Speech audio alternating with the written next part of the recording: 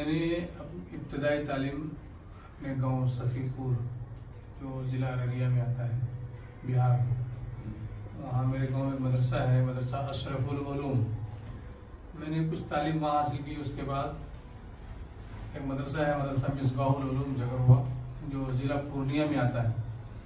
वहाँ मैंने नाजरा, मिनहाजुल अरबिया और दीन की ज़रूरी मालूमात, इंग्लिश, हिंदी और हिसाब वगैरह मैंने वहाँ सीखा। और उस मदरसे में सबसे बड़ा किरदार जिनका रहा मुझे पढ़ाने में, मेरे उस्ताद मोहतरम हज़रत मौलाना मुस्लिम साहब दाम बरकातहुम, जो आजकल फारिज जदा हैं, उनका बड़ा अहम किरदार रहा। और उसके बाद फिर मैं मुंतकिल होकर के सहारनपुर पहुँचा। आपकी तालीम किन किन इदारों में हुई? उसके बाद मैं दिल्ली आया हमारे रिश्तेदार के साथ में। उसके बाद मैंने फिर सहारनपुर का जब रुख किया, मदरसा मज़ाहिर उलूम सहारनपुर जब मैं पहुंचा, तो मदरसा मज़ाहिर उलूम सहारनपुर कमरा नंबर 23, जो दार जदीद में जो दारुल हदीस है उसके सामने ही कमरा नंबर 23 है। वहाँ पर मेरे इलाके के मेरे रिश्तेदार बहुत से लोग थे, जिनमें अहम नाम है हज़रत मौलाना दाऊद साहब मज़ाहिरी कासमी, हज़रत मौलाना उस्ताद मोहतरम मौलाना तलहा साहब मज़ाहिरी, हज़रत मौलाना सरवर आलम साहब, मौलाना अब्दुल क़य्यूम साहब मज़ाहिरी। इन लोगों का बड़ा अहम रोल रहा मेरे तालीम को आगे बढ़ाने में। फिर मैं वहाँ एक मदरसा है दारुल उलूम शाह बहलूल, वहाँ रहा। उसके बाद मैं फिर सिकरोड़ा पहुँचा, मदरसा अहया उल उलूम सिकरोड़ा ज़िला हरिद्वार, वहाँ मैंने तालीम हासिल की। और उस मदरसे में जब पढ़ता था तो वहाँ के जो नाज़िम थे, अल्लाह उनको गनी के रहमत फरमाए, हज़रत मौलाना अज़ीमुद्दीन साहब मज़ाहिरी रहमतुल्लाह अलैह, उनकी मेरे पर बड़ी नजर इनायत रही। क्योंकि मैं उस ज़माने में बड़ी गरीबी की ज़िंदगी गुजारता था और मेरी हालत बड़ी खस्ता थी। मौलाना ने बड़ी मदद की मेरी। फिर जब मैं अरबी चाहरुम तक पहुंचा, तो अरबी सुवम के बाद अरबी चाहरुम में मैं आया जामिया इमदादुल इस्लाम सदर बाज़ार मेरठ, जो है मौलाना शाहीन जमाली रहमतुल्लाह अलैह उस ज़माने में वहाँ पे शेखुल हदीस थे।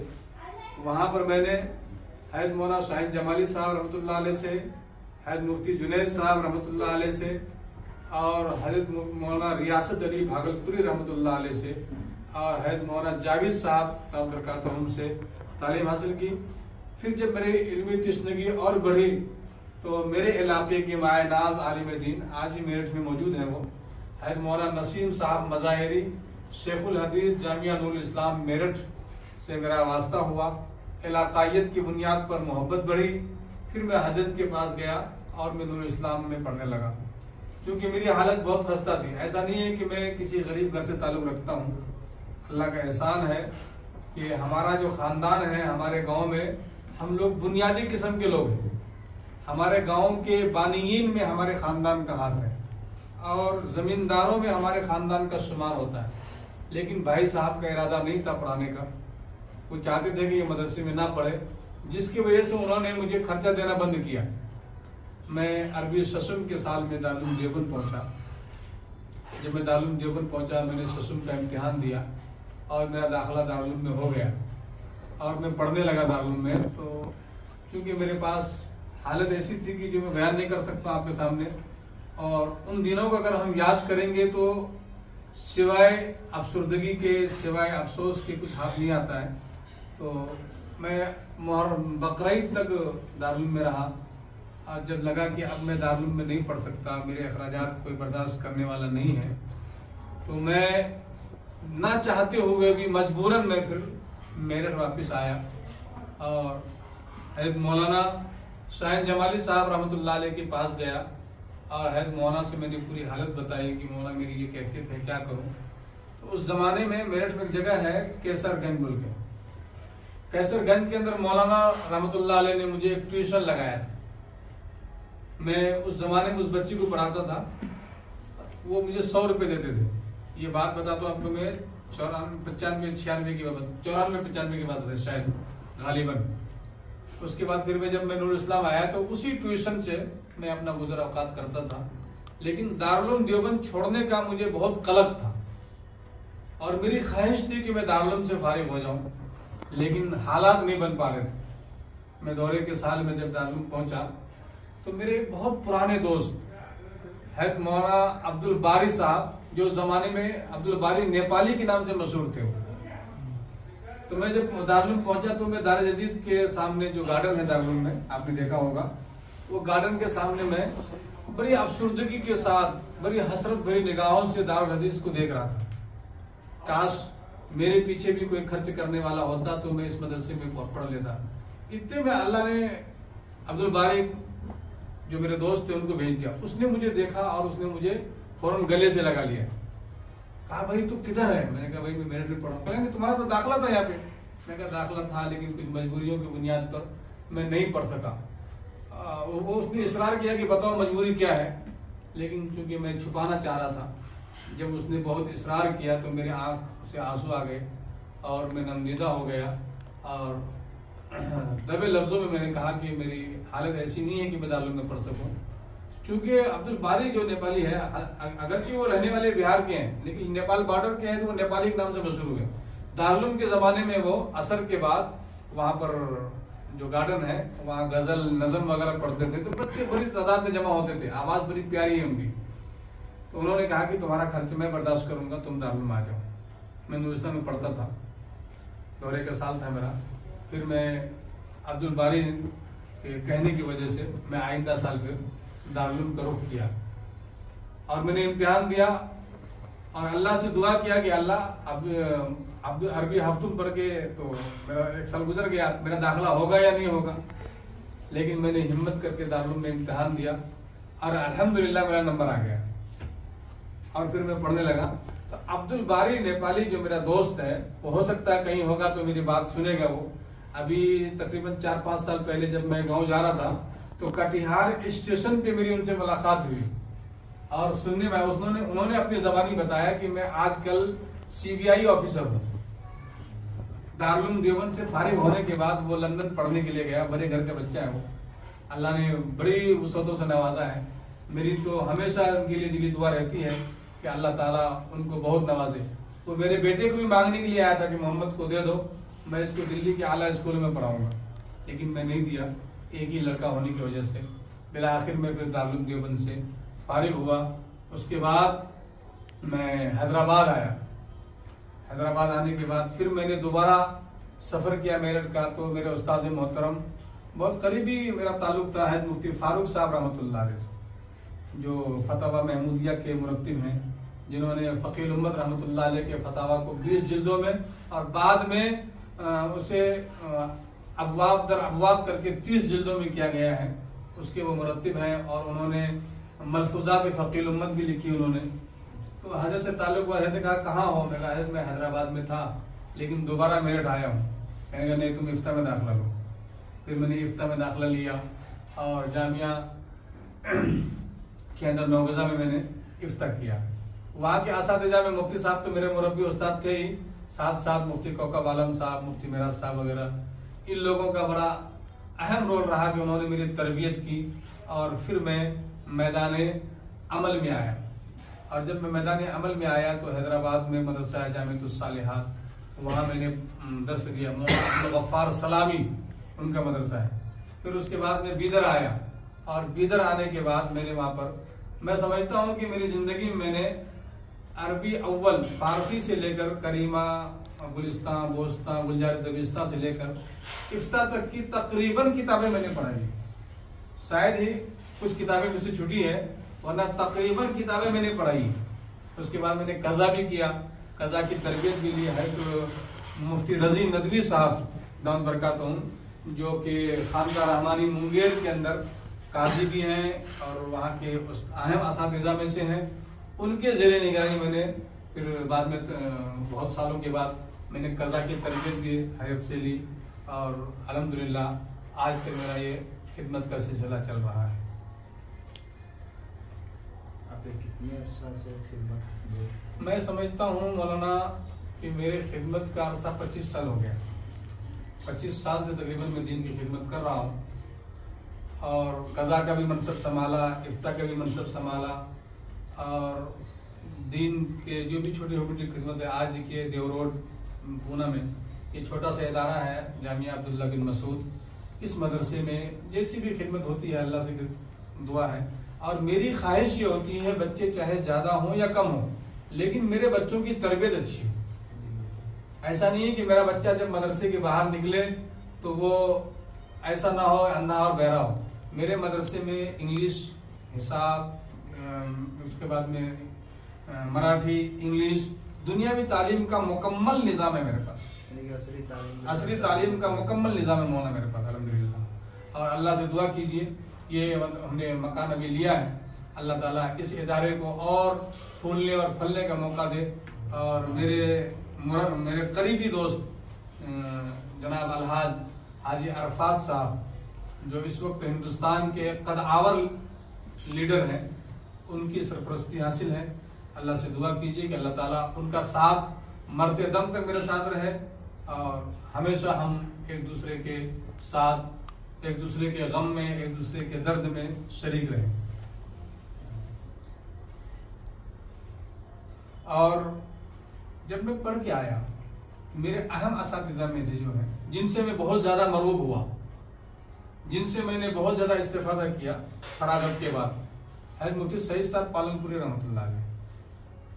हज़रत की जो बुखारी की शरह है और तिरमिजी की शरह है, उसको मैं बिल इस्तिआब आज भी पढ़ता हूँ, पैदर पे पढ़ता हूँ।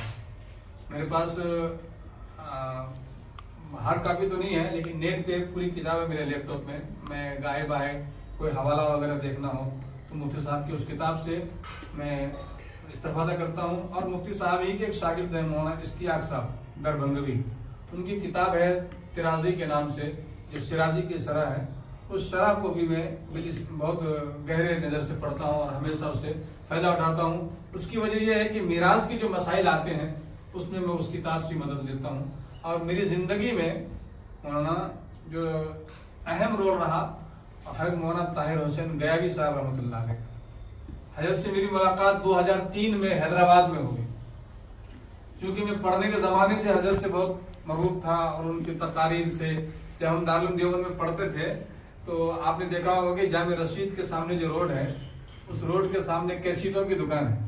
उस जमाने में मुस्तफ़ा जान रहमत पर जो रद्द किया है हजरत ने, समझे, वो कैसेटें असर के बाद बड़ी जोर से चलती थी और हम लोग बहुत लुत्फ अंदोज होते थे हजरत से, उनके बयानात से। जब 2003 में हजरत से मुलाकात हुई, मैं चूंकि तदरीस में लगा हुआ था, तो फिर मैं हजरत से करीब हुआ। होते होते होते होते फिर मैं हजरत से इतना करीब हुआ कि दक्कन के इलाके में, मुंबई के इलाके में, इधर जब भी हजरत आते थे तो हजरत मुझे फ़ोन करते थे, या मुझे मालूम होता तो मैं हजरत को फ़ोन करता था और हजरत रहमतुल्लाह अलैह के साथ मुझे रहने का बड़ा इत्तेफाक हुआ। एक दिन मेरे दिल में दाइया पैदा हुआ। मैंने कहा हजरत मैं आपके साथ रहता हूँ, लेकिन मैं चाहता हूँ कि मैं आपका असल शागिर्द बनूँ। कहने कैसे बनोगे? मैंने कहा आप मुनाजिर हैं और मुझे भी मुनाजरे का बड़ा शौक है, तो आप मुझे मुनाजरा सिखा दीजिए। आज ने कहा कि मुनाजरा रशीदिया तुम्हारे पास है? मैंने कहा है भी नहीं और मैंने पढ़ी भी नहीं है। आज ने कहा मंगा लेना, मैं पढ़ा दूंगा। फिर मैंने आधी किताब मुनाजरा रशीदिया की हजरत रहमतुल्लाह अलैह से सबकन पढ़ा और हजरत ने बहुत सारे नुकात मुझे बताए, झिरिया का मुनाजरा और उसके बाद में आपका उड़ीसा का मुनाजरा, कटिहार का मुनाजरा, इटारसी का मुनाजरा। हजरत जब सब सुनाते थे रुदात के मुनाजरा कैसे होता है, उसमें क्या दाव पेश होता है, तो सुन सुन के कभी कभी दिल में ऐसी खुशी होती थी कि वाह, मैं भी किसी बाकमाल मुनाजिर का शागिर्द हूँ। और मैंने एक बार हजरत से पूछा, हजरत आपको इतना इल्म और मुनाजरे की इतनी सलाहियत आई कहाँ से, और मुनाजरे के आपके शागिर्द कौन, उस्ताद कौन है? जैसे मैं तो आपसे पढ़ा, आपने किससे मुनाजरा सीखा? उन्होंने कहा कि मेरे मुनाजरे का उस्ताद हज़रत मौलाना इस्माइल साहब कक्की रहमतुल्लाह अलैह थे और हज़रत मौलाना मंजूर अहमद नौमानी रहमतुल्लाह अलैह से भी मैंने बहुत कुछ सीखा है। हज़रत यूं फरमाया करते थे। तीसरे नंबर पे जो मेरे उस्ताद हैं, जिससे मैं आज भी इस्तिफादा करता हूँ, है मुफ्ती अब्दुल कुद्दूस साहब कासमी पुरनवी, जो आपके खान का रहमानी में भी उस्ताद रहे हैं, और फिर जो है इमदादिया मुरादाबाद में भी उस्ताद रहे। सबील रशाद क्या बोलते हैं, दारुल सबील सलाम हैदराबाद में है मौलाना खालिद सैफुल्लाह रहमान दामद बरकातुहू के साथ रहे। और आजकल वो मदरसा हनफिया लिल बनात ज़हीराबाद में शेखुल हदीस हैं और खुद का मदरसा है उनका, मदरसा सिद्दीकिया अलीपुर के नाम से ज़हीराबाद में। हजरत दाम बरकातहुम से मैं बहुत ज़्यादा मरूफ। आज भी ज़िंदगी में अगर मेरे कोई मसाइल आते हैं इल्मी तौर पर, तो मैं बिला तकल्लुफ़ हज़रत मुफ्ती साहब दाम बरकातहुम को फ़ोन करता हूँ और इबारतें समझता हूँ, किताबें समझता हूँ। और वो भी मर्द मुजाहिद ऐसे हैं, उन्होंने कभी मुझे ये नहीं कहा कि तुम क्यों फ़ोन करते हो। ये वो लोग हैं जिनसे मैंने इल्म दीन हासिल किया है और इल्म दीन फैला रहा हूँ। मेरी ज़िंदगी का मकसद तेरे दीन की सरफराजी, मैं तेरे लिए ही गाजी, तेरे लिए नमाजी। ये तमाम चीज़ें इसी के लिए मौना। और किसी शायर ने इसी को यूँ कहा, समझे, कि मुझे घर से क्या मतलब, मदरसा है वतन अपना, मरेंगे हम किताबों पर, वर्क होगा कफन अपना। तो अल्लाह ताला से दुआ है कि अल्लाह ताला से मैं हमेशा इस बात की दुआ करता हूँ। हैदर नानोतवी रहमतुल्लाह अलैह की खुसूसियात में से हमारे अकाबिर बताते हैं, हैदर नानोतवी के बाद आज तक उनके खानदान में इल्म खत्म नहीं हुआ है। हैदर नानोतवी के बाद मौलाना अहमद साहब आए, उसके बाद कारी तैयब साहब रहमतुल्लाह अलैह आए, हैदर मौलाना मेरे पीरो मुर्शिद मौलाना सालिम साहब, मौलाना असलम साहब रहमतुल्लाह अलैह आए, उसके बाद मौलाना सुफियान साहब आए हैं, अभी उनके फर्जंद मौलाना शकीब साहब आए हुए हैं। तो कासमी खानदान में इल्म मुंतकिल होता जा रहा। तो वो सोचकर मुझे भी दिल में एक दाइया, एक जज्बा पैदा होता है कि अल्लाह मेरे बाद मेरे नस्ल में अल्लाह ताला इस इल्म को ख़त्म ना करे। इसीलिए मैं अपने बेटे को अभी स्कूल के साथ साथ हिफ्ज भी करा रहा हूँ और अल्लाह से दुआ है कि अल्लाह ताला उसको आलिम बाअमल बनाए। उसको दारुल भेजने की नीयत है और उसके बाद मदीना मक्के का सफ़र भी कराना है, वहाँ से भी उनको जो है कि तालीम हासिल करवाना है। अल्लाह से मैं रोज़ दुआ करता हूँ, या अल्लाह मेरी नस्ल के अंदर दीन बाकी रख और मेरे मदरसे में जो बच्चे पढ़ते हैं अल्लाह उनको अपने दीन के लिए कबूल फरमा। और मेरे मदरसे से जैसे आप लोग मुंसलिक हैं, अल्लाह ताला आप लोगों को भी, आपके नस्लों में भी अल्लाह ताला दीन बाकी रखे और इखलास अता फरमाए। यही है ज़िंदगी की कहानी। वरना होता क्या है, आज के ज़माने में जब इंसान गुजर जाता है मौलाना, कोई किसी को याद नहीं करता है। अल्लाह ताला हम सबको अमल की तौफीक अता फरमाए और कुछ नहीं। इससे पहले मैं एक मदरसा है दारुल उलूम महमूद गावान, उससे पहले मदरसा है जामिअतुस सालिहात बोराबंडा हैदराबाद।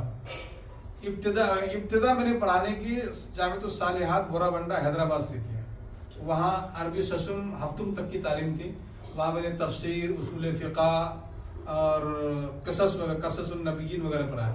फिर जब मैं दारुल उलूम महमूद गावान बीदर कर्नाटक आया, वहाँ मुझसे अरबी अव्वल से लेकर के दौरे तक की तकरीबन किताबें मुंसलिक रही और मैंने कई साल तक दर्स दिया। और वहाँ जो मैंने मदरसा कायम किया था दारुल उलूम रहमानी के नाम से, हैद मौलाना मोहम्मद अली रहमानी मुंगेरी रहमतुल्लाह अलैह की तरफ निस्बत करते हुए मैंने कायम किया था। वहाँ भी क्योंकि हिफ्ज के साथ साथ आलमियत के भी दर्जात मैंने कायम किए थे, तो तकरीबन 10-15 साल तक मैंने अरबी दर्जात पढ़ाए हैं।